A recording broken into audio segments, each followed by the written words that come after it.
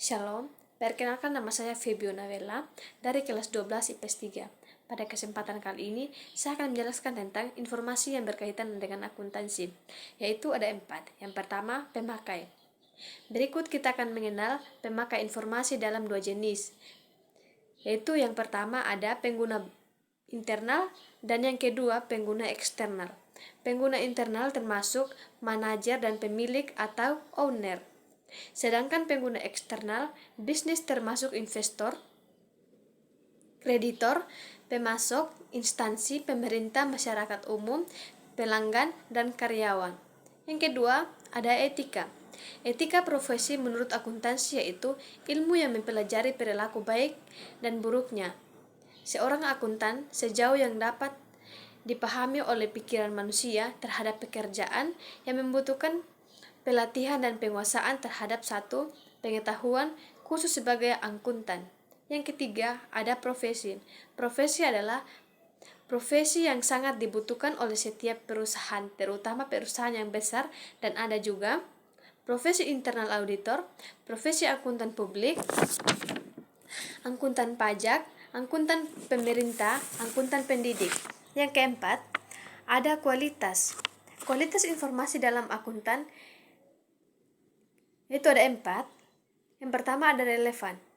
Relevan merupakan salah satu karakteristik akuntansi yang dapat membantu pengguna dalam mengambil keputusan terkait dengan keuangan bisnis. Yang kedua ada teruji atau andal. Karakteristik informasi akuntansi bisa dibilang teruji jika bisa menunjukkan transaksi, sumber daya, dan aset keuangan perusahaan secara keseluruhan dan akurat. Selain itu, ada 3 faktor lain yang mengukur apakah suatu informasi akuntansi andal atau tidak. Yang pertama, kelengkapan. Mencakup setiap transaksi guna menggambarkan proses akuntansi bisnis dengan lebih akurat. Yang kedua, ada netral.